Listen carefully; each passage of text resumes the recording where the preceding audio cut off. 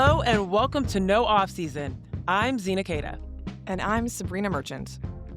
And today on the show, the first round of the playoffs have set up a dramatic stage for the semifinals. And we've got some games to talk about. Plus, there has been an exciting, super exciting season in the W. We know that, of course. That's what they do. That's what the players bring every year.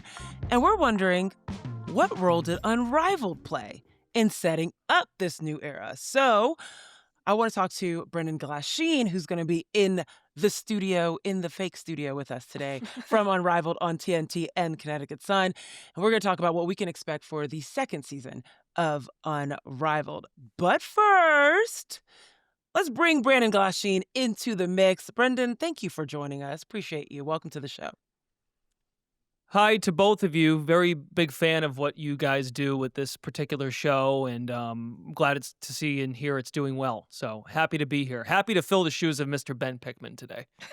Of course. And if anyone ever, recognizes his voice, it's because you've definitely heard his voice. He did the play-by-play for Unrivaled in its inaugural season, and has also been a voice in the WNBA covering the Connecticut Sun as a play-by-play. So we're happy to have you here. We're happy to chat with you, especially in the midst of all the craziness that's going on during the WNBA playoffs. But before we dive into the semis, we must say a huge congratulations to the MV4, because she's always on top. Okay, this season's MVP, A'ja Wilson. 4th MVP award. She has said, when you talk about the greatest of all time, I want to make sure my name is in there. Well, she is on a special list, becoming the only WNBA player to have achieved this feat. She blew past previous records that Lisa Leslie had, Cheryl Swoops had, and Lauren Jackson, okay? Special company. I'm going to say it the way that Becky Hammon so beautifully said it. You could talk about her being a part of the Mount Rushmore of WNBA players, but right now she is at Mount Everest, the only one up there at the peak. Very, very cool for her. Now, interestingly enough, on the same day that all the fanfare around this announcement of A'ja Wilson becoming MVP and Nike dropping an Unreal commercial, they had a home game, and it did not go as planned. They lost to the Fever 89-73. Sabreena, I saw 2 blown layups early in the game. Jackie Young first, then A'ja Wilson first. And my first thought was, ooh, there's a lot of excitement. There's a lot going on. There's a lot of buzz and just, sprinkles all over the Aces arena right now. So they're going to settle down. They're going to get back into this. But then there was something called the Fever. And the Fever came in behind Kelsey Mitchell and put on a show. What happened here to give the Fever the win? I mean, I think you said it right there. Kelsey Mitchell happened. A'ja Wilson, MVP, comes in, 16 points. Kelsey Mitchell more than doubles that with her 34. You could, honestly, if I had a nickel for every time the Aces brought up, like containing Kelsey Mitchell, containing Indiana's pace, containing transition offense during the lead up to this series, we'd be doing very well. And they didn't contain any of those things, right? Like Kelsey got to whatever spots she wanted to in the half court. Indiana pushed their pace. They were the ones who were the aggressors, who were making it difficult for the Aces to run up and down with them. The Aces' transition offense was not tracking back. Like, there were all of these mistakes they were making in addition to the missed layups that you referred to. But yeah, I thought Indiana controlled the pace. I thought they controlled the offensive tempo, right? They got the ball into the hands of the players they wanted to, and they were just more comfortable throughout the day in Las Vegas. A 12 noon game, which is always a fun time to play in Las Vegas on a Sunday. There you go. And you were in the building for this game? Mm-hmm. How was the energy? Especially, when the Fever started going on their runs, particularly that 13-0 run that I think kind of sealed it for them. What did it feel like in there? Yeah, so obviously people in Las Vegas love A'ja Wilson. I mean, Uber drivers have been asking media members like who was voting for A'ja Wilson, who was voting for Napisa Collier. Like it's a thing. People know what's going on in the WNBA. They are aware of the voting bodies and what's happening with A'ja Wilson. But it wasn't super hyped. Like the Fever crowd was very into it. Obviously, a lot of Indiana Fever jerseys, a lot of 22s, a lot of 8s. I would hope that there would be more 0s going forward for the great time that Kelsey Mitchell had in this game. But yeah, I mean, they quieted the crowd pretty early. There was a little bit of a momentum when Vegas cut it to 3 in the third quarter, but Otherwise, like, this was a game that the Fever really controlled from start to finish. They forced, an early timeout by Becky Hammon when Kelsey Mitchell hits a three to put it up 13-7. They were the ones, again, who just, every time Vegas had a little bit of a run, the Fever would answer, whether that was in the form of Kelsey Mitchell, whether that was in the form of Odyssey Sims. Uh, it was just a really, really impressive performance from a team that, we probably should stop counting out at this point of the season. Yeah, yeah. And there's something to be said about the fact that the ESPN matchup logo had Odyssey Sims and not Kelsey Mitchell. And I'm like, did y'all just give her some ammo? Did you give her some energy here? I mean, a good choice of Odyssey Sims, honestly. I mean, sure. Yes, right. She finished with 16 points, I believe, and she was awesome for the Fever. But it was literally all the MVP finalists in Alyssa Thomas, Asia, and Nafisa Collier, and then Odyssey Sims. I'm like, Kelsey Mitchell was right there. Brendan Glasheen, let's bring you in here because you've seen, obviously, the run that the Aces have had coming into the playoffs this year. Of course, Seattle kind of simmered that before, right by the skin of their teeth, the Aces were able to find themselves into this series with Indiana. But we know this is a 5-game series, not 3-game, thank goodness. Yeah. 5-game series, time for adjustments. What do you think the Aces have to do to get back into this with the Fever, especially going into Indiana? Yeah, I think that Sabreena made some really good points. I think you're right. Indiana controlled the tempo of the game, but it's not just Asia as a scorer, but getting more touches in the paint to allow for better looks from the outside that can allow for a better shooting night, say from Jackie Young, who was only 1 for 5 from 3, or even Jewel was 1 for 4, only took 5 shots. And Becky hit on this in the post game. They had only 12 assists and they had 12 turnovers. If those numbers are mirroring one another, typically not a good night. So we know Asia's going to go get hers, took 22 shots, only made 6 of them.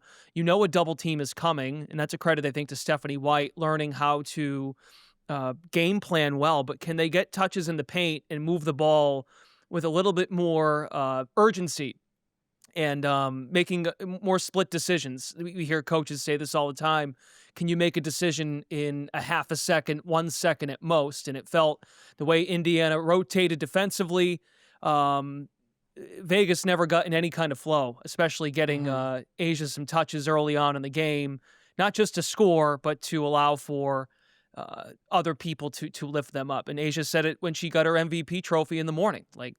It is a team award. Asia deserves all the credit in the world for the numbers she's put up, but she cannot be Asia Wilson if others are not going to be threats. Besides Jackie, I think Jackie's been consistent pretty much the whole year. But if Chelsea, Jewel, even Kirsten Bell to a degree, they've got to hit shots. And they were 5 of 17 from 3.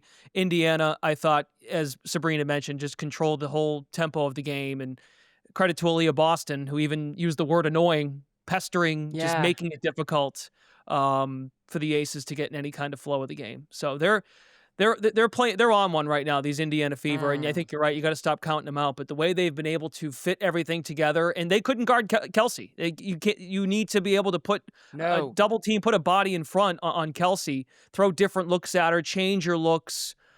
Easier said than done. We can do it right here and talk about it, but I would expect a more urgent effort from Las Vegas in Game 2. Well, Brendan, you mentioned Indiana being able to come together with this mash unit, so to speak, but I think a lot of that probably has to do with Steph White, and you had the opportunity to spend a good chunk of time around Steph White the last couple of years. I'm wondering, what is it about Steph you think that is uniquely positioned for this situation? Steph knows how to pivot as well as her staff with Austin Kelly, with Breon January. Having seen that trio together in Connecticut, one of the things that jumped out to me was my first year with Steph was 2023, and the Sun lost Brianna Jones 20 days into June. So they pivot and run a 5-out system. Rebecca Allen ends up being an unsung hero playing at the 4, and DeWanna Bonner is playing the 5 defensively. And of course, AT is a Swiss Army knife that can play anywhere on the floor. I'm sure we'll talk about Phoenix in this show, but I say that because the way Steph has been able to pivot with the personnel presented, with no Caitlin, you're asking Kelsey Mitchell now to be not only a scorer, but can you also facilitate offense and make decisions and make the correct read? And also allowing for Aaliyah Boston to continue to grow as a facilitator, one of the best facilitating bigs, definitely in the top 5 when it comes to bigs that know how to facilitate and make good decisions.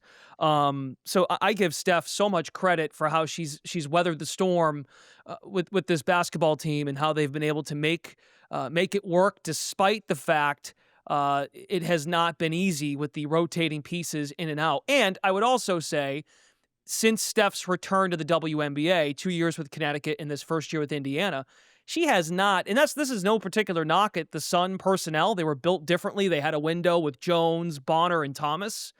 They haven't had this dynamic of a wing that can go get their own shot and create their own shot with Kelsey Mitchell. So, yeah, I just it's pretty amazing. I think Caitlin makes their ceiling higher if they had her available, but understanding that there's so much more to Kelsey Mitchell's game than just going on a hot streak on a particular run. Personally, I saw it happen in Mohegan Sun in August. That's kind of when, in my opinion, it's funny, these two teams, this is my last point on this matchup, I think I was part of two broadcasts that had turning points. Asia goes for 30 and 20 against Connecticut, and then they went on a hot streak and they won whatever it was, 15, 16, 17 in a row. That game felt like a turning point. Asia, first ever 30-20 game in league history. And then August 17th, they're down 21 in the third quarter, and it was the Kelsey Mitchell show in the second half. But Odyssey Sims decision-making, Aaliyah Boston shot-making, rebounding, shot altering on the defensive end of the floor. That was only Odyssey's third game. And the way she's played, you would have thought she'd been there all season, or at least the bulk of the season. So you don't get a lot of time to practice, as you both know, in this league. So to be able to pivot and put people in places to succeed, that has stood out to me with the job of Stephanie White. Now, my question is, as you mentioned, the ceiling gets a little bit higher without Caitlin Clark, who has been stomping on the sidelines with those black Air Force Ones. But the question Fancy. I think a lot of folks have is, can the Fever continue this run without Caitlin Clark? Sabreena, I'll go to you first. I mean, I see no reason why they couldn't replicate the formula they played against the Aces in game one. You know, obviously finals would be a different matchup, but I think they're a very physical team that can obviously get into the Aces airspace. They have somebody in Aaliyah Boston who is a good primary defender on Asia Wilson, and they have other bodies you can throw at her, like whether that's a Bree Turner, whether that's a Natasha Howard. Their team defense, I think, has been pretty good. And when you have a player like Kelsey Mitchell, who is kind of unguardable right now, like Atlanta dealt with it. You know, Atlanta had to put Jordan Canada on her, right? Like just to try to shut that water off, and that just sprung leaks everywhere else. But yeah, I think they have a lot of really good pieces, right? Like we talked about this team as a title contender at the start of the season because of how deep they were. And yeah, some of that depth has been taken away because of the injury, but not all of it, right? Like I would expect Aaliyah Boston to do a lot better than 6 points in game one, right? Like the fact that they won with such a limited offensive performance from her is a testament to everything else that was going on. So I'm at the point where I can stop counting out the Indiana Fever. That being said, I would expect the Aces to be so much better in game two than in game one. I think a lot of it was missed shots, but a lot of it was they just didn't match the force that Indiana was playing with. And you can bet Asia Wilson does not have 2 bad games in a row. That is not going to happen for the Las Vegas Aces. So going to be a long series, I think, but I would expect both teams to be very competitive going forward. I was very surprised how game one went. I thought with the MVP presentation in the morning, I thought they'd come out with a little bit more fire. And I think when Indiana throws the first punch, that rattled the Aces. I thought that felt like a roll the balls out game. They had to travel all the way here. We're fine. Can they keep this up? Yes, they sure can. But I think what we're going to find out in game two is what other supplementary pieces can elevate their games. And that will answer our question. Indiana doesn't necessarily have to win game two, but do they present a formula? If Kelsey's not going, can we score? Can we get, and they scored 89 points and Kelsey scored 34 of them. Can they win a game?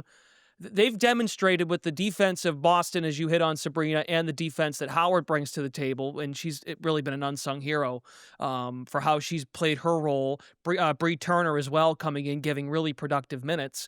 If they can they prove that their supplementary pieces can also score and hit shots? So Lexi Hull, Petty, and Powers, can they come in and give you strong 7 to 10 minute efforts and maybe 2-minute sessions to get to those 8 to 10 minutes over the course of a 40-minute game?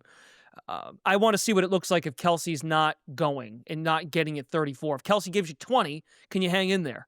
And I think you're Mm. right. But the point you said about Asia is a good one. It's hard to think she's going to go 6 of 22 again at home at the very least. Just talking game Mhm. 2. I think that was the thing that was kind of glaring was when you looked at the way that Indiana scored first, it was the bigs, right? It was Aaliyah Boston and it was Tasha Howard, and it was just Yeah. quick scores inside too. And so you're kind of like on edge, like, hold on, that's supposed to be the Aces game. And you saw, I believe Asia missed like her first 4, 5, 6 shots, and it was like, whoa, what's going on here? So they're definitely gonna have to punch first, and they're gonna have to tap into their bread and butter sooner than Indiana taps into theirs. Here's another quick thought too. Just Nalissa Smith, 2 rebounds. That Right. that Yeah, that's not we've okay. Right. we've discussed their record since she's joined the team and how much she's alleviated the attention Asia gets. 15 minutes. I mean, I trust Becky Hammond's judgment why maybe she only played 15 minutes. It wasn't foul trouble, and we've heard Nalissa talk about, man, I'm happy how I've been playing defending without fouling. Nalissa has to bring a certain level of competency to their front court to make it challenging for Boston and Howard so that they're not at least wearing them down so they don't score as Right. effectively in these games. So Nalissa Smith's got to play better too, and her Right. role needs to be increased in game 2. I think it's a group effort in terms of like increased play. As you mentioned, the 12 turnovers with the 12 assists, like just an indication that they were not themselves the other night. So let's move on over to Minneapolis, where the Lynx took on the Mercury in game 1 of their semifinal series at Target Center.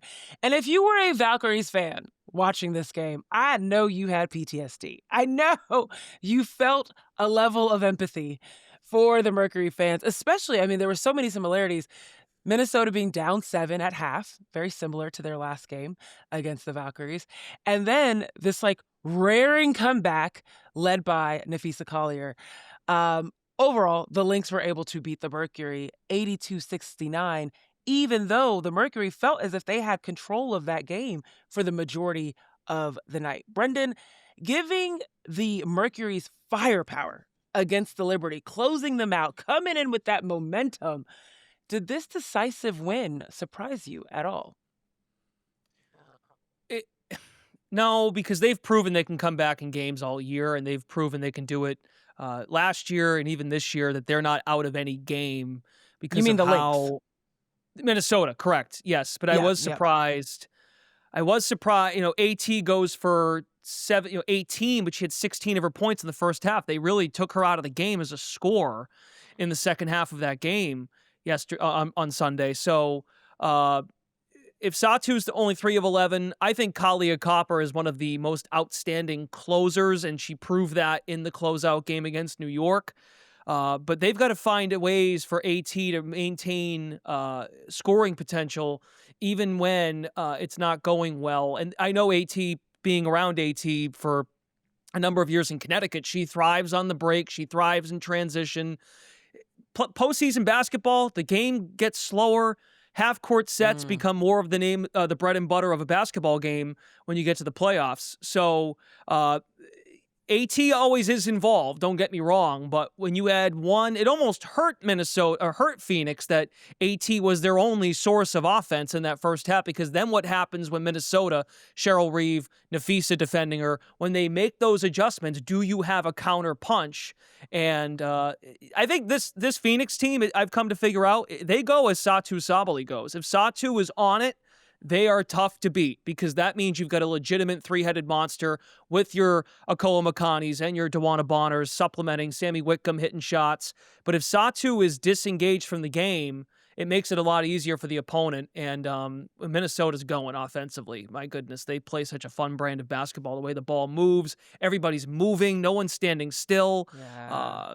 And they had the home crowd behind them. So I think I'm not surprised Minnesota came back, but I was surprised that it almost hurt the Mercury how good Thomas was in the first half, that they were not very multiple offensively, and that hurt them because Minnesota adjusted and Phoenix did not.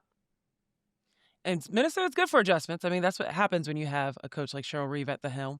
And when you think about that first half versus second half, Sabreena, that Brendan's referring to, I mean, it was market, like 24-23. Those were the first quarter and second quarter total points that Phoenix put up in the first half. 12-10 the third and fourth quarter. Yeah. They had 54 total paint points, which is great. They outdid the Minnesota Lynx in terms of paint points, 54-40. But that doesn't matter when 42 of those were in the first half, and you were reserved to just 12 in the second half. I mean, the defense locked up in the second half for the Minnesota Lynx, which is actually not surprising, but especially considering that the Lynx had announced DiJonai Carrington would miss the rest of the postseason due to a midfoot sprain. You're thinking that's your best point of attack defender. That's your depth coming off the bench, being able to make things very uncomfortable for the likes of anyone on the perimeter for the Mercury. How do you think DiJonai's absence could reshape this series? And really, after seeing game one, like, what's going to be the impact there, particularly in terms of depth for the Lynx? Well, one of the concerns I had with DiJonai's absence was just foul trouble. Like you saw in that game against the Valkyries when Bridget Carleton picked up her fourth defending Veronica Burton, and just how much they struggled really without her on the floor as like their perimeter defender.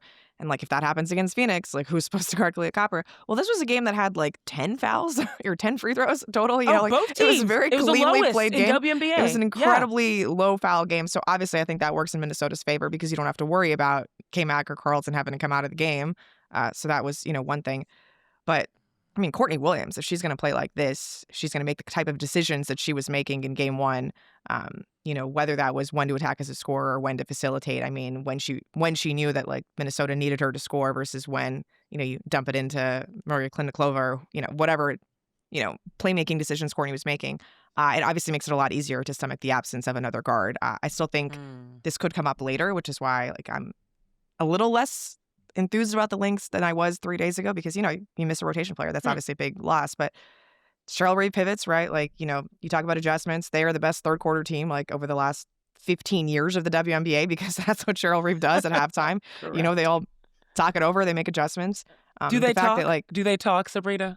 The fact that is it yelling or is it talking? I mean, I think Cheryl said that like one of the things that unites her team is just a disdain for their coach. So I think part of it is yelling, but it all comes together, right? Right. The fact that like you have a player in Maria Kliniklova who didn't play in the first round against the Valkyries, who didn't play in the first half against Phoenix, and Cheryl just plucks her out in the third and fourth quarter and is like, hey, like we're not getting enough rebounds. Let's do this. I know you're going to be on the glass, whether that's the offensive end or defensive end.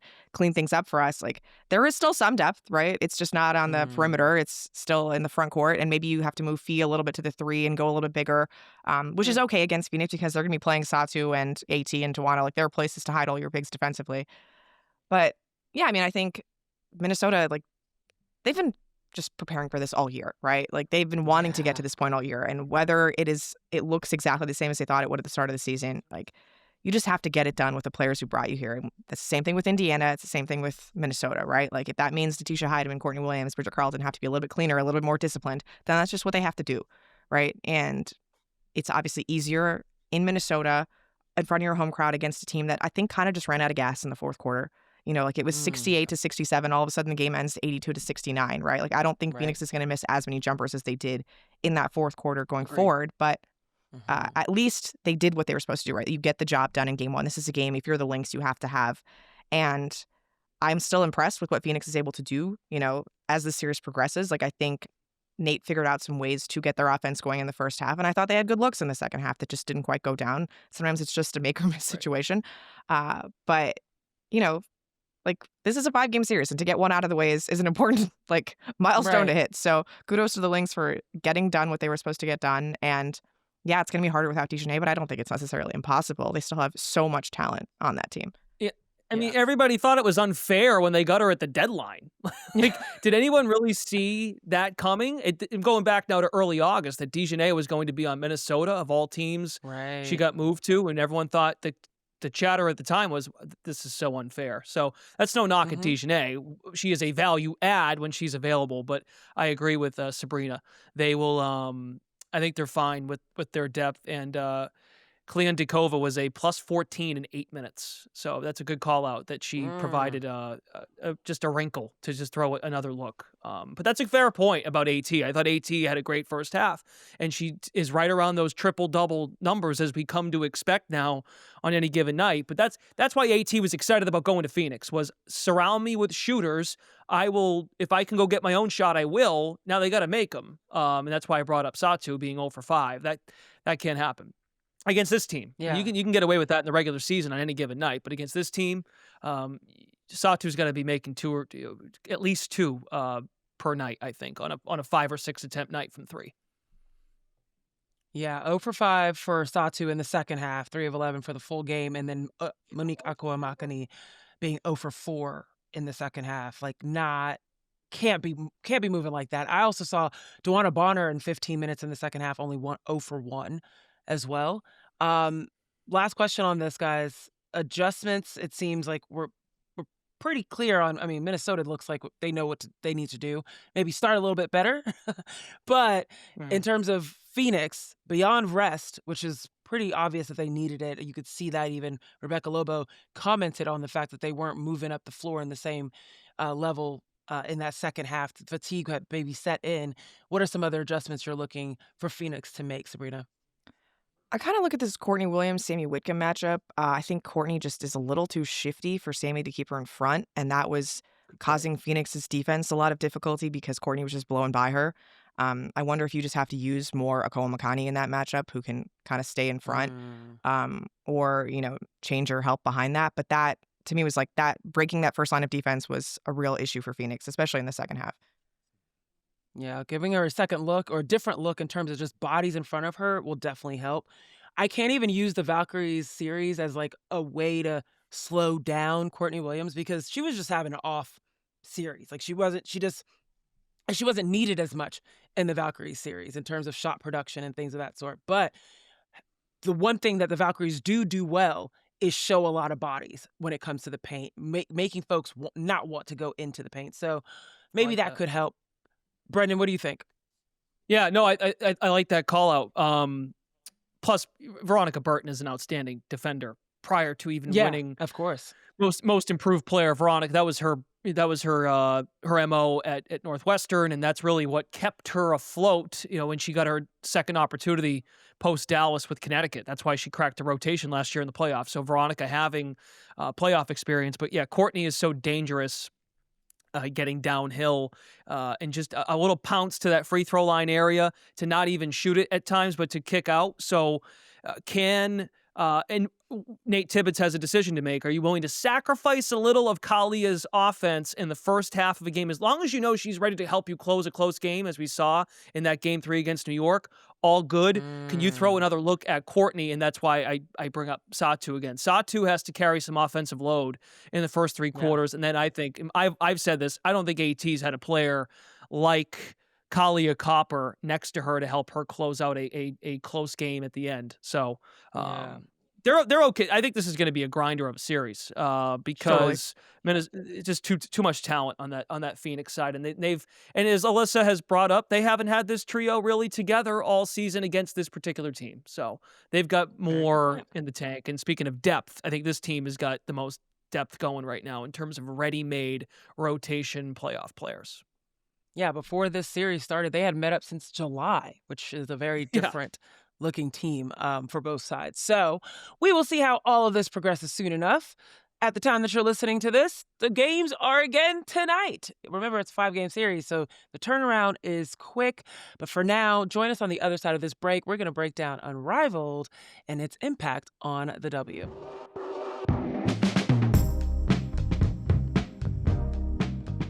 With the WNBA's end just a few weeks away, some of you guys might be getting a little sad. A little bit like, what's going to happen with my pro women's basketball? Don't worry, guys. NCAA basketball is right around the corner. I know it's not pros, but we know the level of ball is still up there, folks. Don't you worry. And you won't have to wait too long until you see your favorite pros out on the court again. Unrivaled is going to return for its 2nd season. Brendan, what date is that going to be? As of what's today? We're in September, so January Mhm. 5th is when the beginning of season 2 is. The opening night is Monday, January 5th. Okay. Okay. I'm excited. I've already some of you might have seen some of my posts about this, but I really do feel like there was an impact that Unrivaled had on some of these players and the way that they're showing up in the WNBA. And it's so exciting because last year it was like exclusive. It was hard to get a spot in Unrivaled. And the league is expanding this year. Yeah. 2 new teams, 18 new player spots. And there's some other changes as well. So, Brendan, we're really happy to have you here because you were the voice of the play-by-play action on Unrivaled for TNT this past year. And we're going to get into some of these changes and things of that sort. But as you get ready for season 2 approaching, what's been the vibe? Like, what's the excitement like for you, or what's the feel?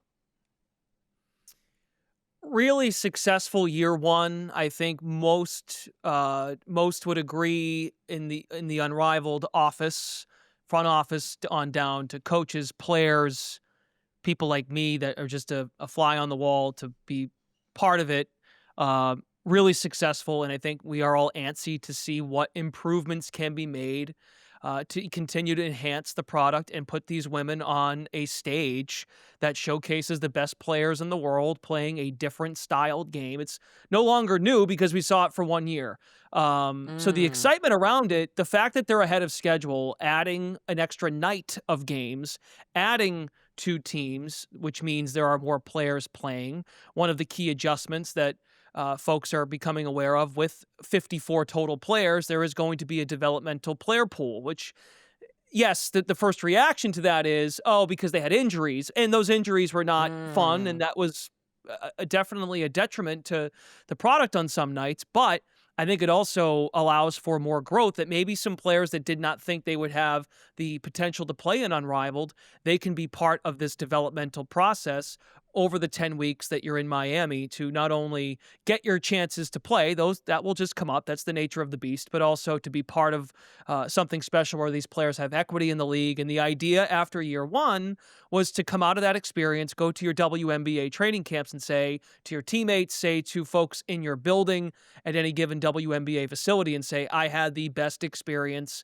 ever as a pro basketball player. And pretty much check marks across the board for Right. the initial 36, and then some of those additions that some of the additions last minute ended up being really great stories for how they played to finish out the Unrivaled season, but how it translated right away into this past WNBA regular season. Okay, so that's already a lot right there. You're starting on track. January 5th, an extra night of nights of games. You're adding 2 new teams. There's going to be a developmental pool, which is really cool. It's kind of like already an Unrivaled G League kind of built in Yeah. there, which is really awesome. And we already know some. We heard some hints of some of the folks that are going to be playing in this league. And I understand as of today, we're going to start hearing, or as of yesterday, we've announced the players that are joining this league. So at least 6 new players have been announced. Brendan, do you have those names? I have 6 names for you that Okay. are out as of now. These Okay, 6 names perfect. are Alyssa Thomas, back for Mhm. year 2. So the idea, Yep. so before I go, the idea here is to include a crop of players that are returning and then sprinkle in a crop of players that are going to be new to the scene. Okay. But to be very, very clear, as they announce these names each weekday through the end of September, this is not these 6 names I will read to you. This is not a team. This is this Uh-huh. is 6 players that will be in the league, and then the teams will be announced in November. So they're going in Okay. multiples of 6. 9 days left in September. 6 times 9 is 54. 54 Whew. players. Okay, so math, That's- math on the air has always been something I've been told not to do, but I felt pretty confident to go there because I've recited it in my mind. So here are the 6 players as of Here we go. September 22nd. Alyssa Thomas, Rakia Jackson is back for year 2 at Unrivaled. AT's teammate, Satou Sabally. And these are the 3, these will be 3 new faces in Unrivaled in 2026. Paige Beckers who Ooh. it was pretty known. Paige made a long-term commitment to Unrivaled, I'm so reacting no because it's surprise. fun. I knew that. So there's Paige. These are maybe two names folks didn't know or are not aware of, and now you will be. Connecticut Sun wing Sanaya Rivers is joining Oh, she Unrivaled did in hit. 2026. Okay. Fun. And a veteran in the WNBA who had an outstanding season in Seattle, Erica Wheeler, will be joining Oh, Unrivaled. love that. There are your that's first, fun. there are your first Okay. 6. Okay, Erica Wheeler. And also, great job ending on that one because that's like the main one that I don't think we knew. That's awesome. Especially, I mean, yeah, she had a great season, and I'm excited for the one-on-one matchups. That'll be a lot of fun to watch. Okay, let's step back real Can you quick. imagine Erica Wheeler Um, going up against Sanaya Rivers? Like, I just immediately thinking of Sanaya just like getting her hands in there. Yes. But anyway, that's not what we're talking about yet. Or This is or letting her blow by so she can like chase down block. One of the two. One of the two. Let's take a step back though, because what I There was a lot loved there. about Yes. there was a lot there, but in the sense like I just love what Unrivaled did, not only from the things that you just laid out in terms of being player centric, in terms of ensuring that, this is a place in which players could develop themselves without having to go overseas. And it was also a great place like to build camaraderie across teams, play people that you don't typically play with or interact with, etc. But what I love was particularly the impact I saw on people's games. The parts of Yeah. their games that broke open, that were more refined, whether it was footwork, whether it was decision making, whether there was a crop of things that you saw across different players. And I wanted to ask both of you, like, what you guys saw. So, Sabrina, I'll start with you. What were some of the things that you saw in terms of development and growth in people's personal evolution in terms of basketball playing that you saw out in Unrivaled? Yeah, I mean, so many things. Let's start with Right. close to me. I think Azurá Stevens became like far more aggressive hunting her shot as a result of playing in Unrivaled. That 3-on-3 experience, you just can't pass off shots. Really, there's only so many players on the court. So I think her becoming a more aggressive scorer and being comfortable shooting the 3 off of just like really imbalanced like shot form, I think was like really impressive. Something that you saw carry over into the Spark season. I think about Minnesota and Nafisa Collier and Courtney Williams just being able to hone their 2-player game, and like all of the decisions you make just Yep. off of handoffs, off of ball screens, like how they to work with each other. Obviously, they were excellent in 2024 in Minnesota. I think that just went to another level in 2025. And then Brendan, what else you got? Because I don't want to take all of them. There's a lot of teams in Unrivaled. No, those are good. Those are 2 good ones. I probably wouldn't have Yeah. started there. But something you said about Azurá was just being able to create your own shot. And that's what that's what the one-on-one tournament demonstrated, that hey, there might be a little bit more in the bag there than we thought that from certain players. And that's where the player development side, I think, it sounds boring because it's like the league is not going anywhere. They're here to stay. Unrivaled is here to stay, and they have taken pride in not being just an off-season league, which they do time it out so that they can make everything work. They are, contrary to popular belief, they want everything to work. All professional basketball here is going to lift the other pro basketball up, and we're Right. trying it. The goal is to make it so, and this is happening before our eyes. Pro basketball is becoming a 365, 24/7 ecosystem of news. It's a news cycle there's something to talk about pretty much every day, 12 months out of the year. So from a basketball standpoint, I thought that's a good one. The Nafisa, Courtney Williams gelling, which people were like, you really got to put those two on the same team. But Courtney spoke about it, that they were only teammates for 1 year in Minnesota prior to Yeah, Unrivaled. It's that's not like true. they've been Yeah. playing together for a while. I thought DiJonai took a leap offensively, showed what she's got going in her offensive arsenal. Now the goal is to become a little bit more consistent on the offensive end. I thought Ray Burrell had an outstanding winter. The potential is through the roof, Tremendous. Yeah. playing with Vinyl. I think most folks thought Dearica Hamby is really underrated as a leader, as a defensive leader. So Vinyl, I thought Vinyl, of course, made noise. They made the final, and no one really expected them to because of their seed. And it was tricky because Arike was hurt, and then Ryan had some off nights. But when Ryan was on defensively and shooting, And we saw it this year with Atlanta when Ryan's on, she's on. Like, get out the way. And rightfully so, Alisha Gray deserved all-star consideration. Did maybe this year definitely proved deserves to be all WNBA first team MVP consideration, but even Alisha said to us countless times last year, I think I can be able to go get my own and create my own shot better because of the experience I had in Miami over these 10 weeks. So I think Alisha really burst through a door down here playing with elite teammates. So it's like, okay, you're playing with Fee, you're playing with Courtney. What's that going to look like then when you go to the W and she's elevated her teammate? She was a team connector in Atlanta and elevated others around her, and I think she learned that from that experience. Some other ones, the way Rose plug and played players with their injuries down the stretch, I thought was awfully impressive. Those are some that jump to mind, and I think the Laces, Kayla McBride can go get a shot too, and she hasn't had to do that when you play in Vegas with Asia and in Minnesota with Fee. Kayla McBride can be a one on a given night.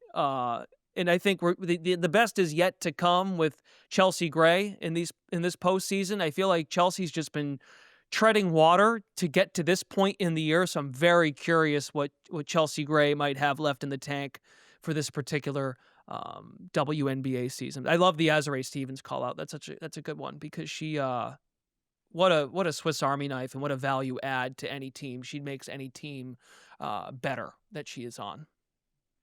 I love all of these call outs. I'm happy that some of the ones that I wanted to talk about you guys haven't mentioned yet. I thought Shakira Austin learned how to, like, she got again, we got a clean sweep the of the Winter Owls. Oh, right, exactly, right, exactly. I mean, when you mentioned Brendan, you started with, like, did not know that was in the bag. Like, Shakira Austin had that in the bag, but because she's been injured for so long, it's like, one, we forgot, but two, we hadn't seen it consistently. And so you see her AP Comeback Player of the Year, it makes sense that, she's in that conversation. I thought Angel Reese, her ability to get the ball off the rim and go and push was something that she developed in Unrivaled, as well as her ability, even though it wasn't like a go-to shot, but her ability to pull up, to go off of screens. I was like, you saw a little bit more of that this season in the Chicago Sky. And I'm like, okay, all right, this is going to be different. Let's see how this continues to grow. And then I thought there were some role players that found a way to be even better at their roles. Like, I really liked Lexi Hull's performance this season in the W of just being tenacious on the glass, being all over the floor, doing everything. And she's been that person since Stanford, but it felt like it took another leap. And she also seemed, is she as conditioned as she's always been? Maybe. She just feels like stupidly conditioned in this season than ever before. And I'm like, I don't know what was in the water down in Miami and Doral, but I thought Kate Martin's confidence was much better. There was just so many different people that I just felt like they understood their role. Ray Burrell was absolutely one of those people that they're like, they understood how they can contribute to a team even better. And so, okay, I think we've got a lot of examples here in the way that Unrivaled help players out and elevated their games. But I'm curious, like, do we think that there might have been anything in terms of injuries? Like, we can't talk about what's happening out on the court without talking about the increase of injuries that we've seen, especially Unrivaled players in the W this season. So curious if there's one, I want to kind of talk about who were, Sabreena, I'll let you kind of lay out some of the folks that we're talking about. DiJonai Carrington obviously being one of those names that we just talked about. I know, but Angela Laney Hamilton had to miss out her entire season with an injury she sustained down in Miami. Do we think that there's anything to some of these injuries, the extra impact, the extra work? Is the 3-on-3 format particularly tough? Because, we've seen, yes, injuries have happened overseas, but not necessarily to the rate that it was with players in Unrivaled. So, Sabreena, I'll let you start there with your thoughts. Yeah, so I want to preface this obviously with like we are not injury scientists, we're not like medical Sure, right. performance specialists. Just going off of some data here, but of the 42 players who participated in Unrivaled, like 36 of them suffered an injury during the WNBA season, which feels like a pretty big number. That was Mhm. 82 total injuries per reporting from Lucas Seehofer, who keeps the WNBA injury database for the next hoops, and like that's a lot of injuries, a lot of games lost. It ended up being 333 total games lost, which includes full season from Benaj Delaney's Hamilton, so that like adds to the number. But I think Unrivaled is probably aware of this, right? Like we're not seeing back-to-backs in season 2, right? That's why there's an extra night Right. of games. You're Yep, yep. seeing a developmental player of a pool of players, right? So that people can step in and you know add when like you need an extra player on the roster, so that there's not an extra load for the players who are already suiting up for their teams. So I will say that like 3x3 looked more physical than I expected it to be. I guess that shouldn't have been a Mm. surprise considering like what it looks like at the Olympics and at the international level. But uh, it definitely feels like it takes a toll on the players and something that I would imagine all of the parties involved are like considering and aware of and trying to do their best to make sure that they are protecting the assets, which are the players, right? And making sure that they are available for Unrivaled and for the WNBA. Brendan, what'd you see? Yeah, that was a common theme that was brought up throughout the year, was having the back-to-backs more on the players, for sure. Because, we harp on back-to-backs. I think every team, I could be wrong on this, every team of the 13 this year probably had at least 3-ish, maybe 4, maybe some teams had more. I know Connecticut had 3 of them, I'm pretty sure. But then they had like these weird like bye weeks early in the season where they would play Sunday, but then not play again until the following Sunday. And I realize a lot Yeah. of different variables get introduced when we're talking just W with arena availability and how to, especially the teams that don't have the NBA parent when they share arenas. So that is not an issue in Unrivaled because they've got the arena in Doral that is theirs. It's the sound stage and the way they opened up the courts. I did a little digging on this as well. I just did the original 36 players that committed to the season. So Cameron Brink is not a good example of this because she missed the whole year anyway. Courtney Vandersloot ended up missing, I think she only played in 7 games this year for Chicago. But of the 25 of the 36 original Unrivaled players played in 79.5% of the season. That's at least 35 games played. So 25 out of 36, that's about 70% of the players. Now, I only use that number of 79.5%. So 25 of 36 played 79.5% of the WNBA season. That's 35 out of 44. I bring that number up because women's basketball deserves the same leniency to me that the NBA guys get. NBA players, if you want to be qualified for an award, you have to play in 65 of 82 regular season games. Now, this is not an awards discussion. It's just that's the barometer pro basketball players in the NBA try to meet so they can qualify for these things. They get leniency to miss a night if they don't feel up for playing. If James Harden, say what you want about him, does not want to play Tuesday night in Charlotte, you might not like it as a fan of the Clippers or a James Harden fan. That's not the discussion here. We give those guys that break to take a night. So not every injury, as you laid out, Sabreena, is created equal. But if the goal now, especially in today's culture of going after a ring or competing for a championship. So New York had that come up a few times where Cloud and Ionescu didn't have season-altering injuries, but they missed a handful of games. But there was a period, right, where Stewie, Fee, Caitlin, major stars got hurt around the same time and had to miss substantial time to the season. Angel too. That opened some eyes. But if the idea is, an Angel, right? And Angel played in 30 games. Yeah. Her situation a little different though because of how the team sort of fell out of it, and we could do a whole pod on what's going on in Chicago.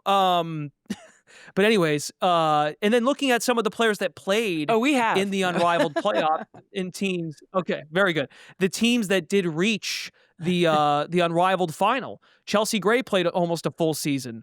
Some other ones. Azurá Stevens played nearly a full season she played with Rose. You go down the list. Even the vinyl players, Ray Burrell. Now, Ray Burrell had a catastrophic injury early in the year, but Ryan Howard, Alicia Gray played in 42 games.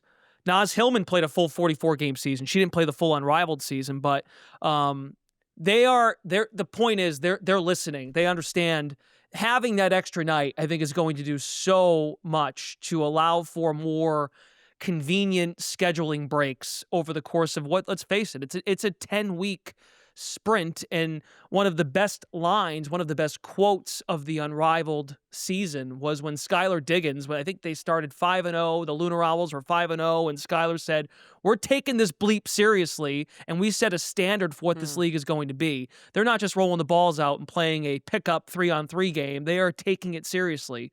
So I think players responded to that, which is good. That's good back and forth as it pertains to the health of competitive basketball. So I think adding the player pool from the start and not adding players last minute. I think Natisha Heidemann came off a flight from China to join last year. Naz Hillman was playing elsewhere as well. And then you have the complication if you're committed to Athletes Unlimited, you couldn't play an Unrivaled because you had a contract there. So there's a little bit more clarity on who's available, and they could get ahead of schedule, adding 2 teams and adding an extra game night so that you can avoid back-to-backs. My question is, I'm still curious as to how Kayla McBride did it, playing for Fenner and playing Unrivaled, then going to play with the WNBA. A machine. Yeah. A machine. Absolutely a machine. But that is good insight, and I think there is a good barometer there that you just laid out of because the NBA season is 82 games versus the 44 you see in the WNBA. I think that's why people are like, the rest games, come on, do you need rest? But when you think about the grueling schedule outside of those 44 games, you do have to factor in the fact that these stars need rest once in a while. So I think this is something that's great that the league is listening and that they are going to be paying attention to this. The fans will be too. So that will be something that they'll be keeping an eye on. But overall, we just want great health for all the players so we can have a great league. Let's pivot from Unrivaled. Thank you for giving us our first 6 here. And we'll keep our ears to the ground as the last days of September, I cannot believe it's almost October, is happening and we get more names. But we want to flip over to the team that you cover in the WNBA. Very well, by the way. Great broadcast over at the Connecticut Sun. Their season was decidedly different this year after having historic years of just being able to make it to the semifinals, to the finals. But something had to give, being a contending team, but not being the final contender, right? Mm-hmm. And now this was a major rebuilding year. Or maybe it wasn't. Maybe it wasn't labeled as that. I'm curious. Some teams look at it differently. I wanted to hear what you guys thought. And on top of that, their future ownership is uncertain, to say the least. We'll leave that to the side as news is still developing around that whole situation. But let's just talk about the basketball. How were the Sun using this season as a foundation to build for future success? How are they framing it even in Connecticut? Yeah, so they were 2-15 at one point. They did not have Marina for 9 games. Layla Lacan, her late arrival, and then we found out what her arrival meant to the team.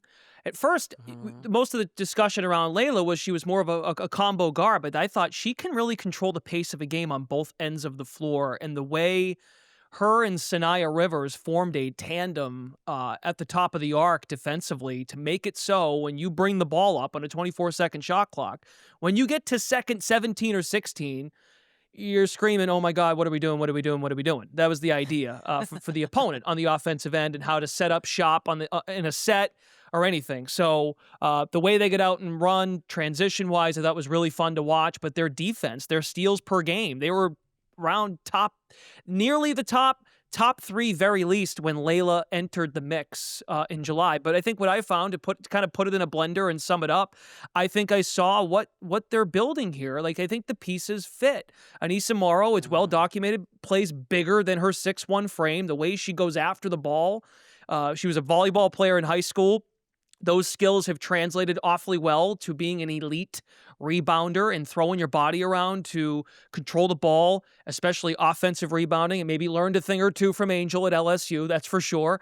Sanaya's offensive game took steps. She was a 45% three-point shooter in the month of August. And Layla, it gets complicated again because of all these other commitments with the World Cup upcoming and her overseas commitments. So they've got to work through some things there. But Connecticut, I thought, and also last thing I'll say too is glad Tina Charles seems she's going to keep playing basketball and wants to come back. We'll see if it's in Connecticut. I don't know. I don't know if Marina Mabry is back or not. But what I think Marina deserves a little bit of the benefit of the doubt is this was Marina's first year. Maybe you could count maybe in Chicago at the tail end before she ended up getting traded to the Sun last year. I thought Marina made an adjustment post-injury to be a complementary piece, but this was her first year to be challenged to be the number one or the A option scoring the ball. So maybe Connecticut thinks Marina is still on the upward trajectory to be that person. But the Sun, if they can add a prolific league-established scorer to this mix, that was the goal this season. Can we hang around, which they didn't. They were out of it really after 17 games. But can we prove to people around the league with a pending CBA, with free agents upcoming, if I'm a star free agent, I can go, hey, they got a good thing going there with their rookies. Now, the sale plays a huge part in that, but can we add a veteran player that can go score the ball and get theirs and add it to this complementary mix of which will be sophomore players next year? They've got something going there in Connecticut. And I thought I was impressed with how they finished the season, and they did not give up on the season despite the win total not being to the expectation of semifinals or making the playoffs every year. So I think that they're on the right track. And I think the pieces, those three I just named, and the addition of Aaliyah Edwards, but those three, Lacan, Rivers, Morrow, all played their well, exponentially well. And you can see what they're building and how those puzzle pieces might fit. Yeah, we did a future power rankings before the All-Star break, and you think about where we had Connecticut just from a player perspective there. It would have been so much higher had we known what Lacan was going to turn out to be, that they were going to acquire Aaliyah Edwards, and just you think about the way they played out the season, beating New York, pushed them into the 5 seed at one point, beating Phoenix, pushed them, from that 3 to the 4 seed. They had a meaningful impact on the WNBA standings all the way through the end of the year. That's exactly. Can I say one last quick thing about Layla Lacan? Sure. I'll say one last thing about Layla Lacan. It happened probably 4 or 5 times in the back end of the year when we hadn't. So, for example, we didn't see Atlanta. We saw Atlanta early, didn't see him till late. We saw New York come in August. We hadn't seen him since early in the year. We had Cheryl Reeve in Minnesota come in. We hadn't seen them since early in the year. So I bring that up because when we would ask them about their scout of Connecticut, it happened 4 or 5 times where they would say,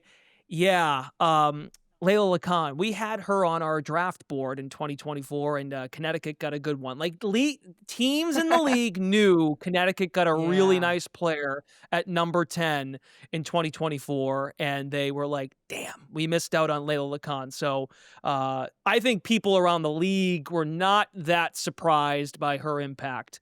You have to go out there and do it, of course. But yeah, Layla had opened eyes in that 24 draft, and I think really good teams, New York, Minnesota, contending teams wanted Layla to their teams a few years ago, and they were bummed out Connecticut got her. So that says a lot about what her capability is at 21 years old.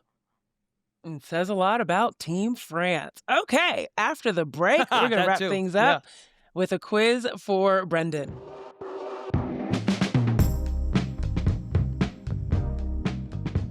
All right, Brendan, before you get out of here, I'm about to hand it over to Sabreena, and she's going to quiz you on your memory as a Sun broadcaster this season.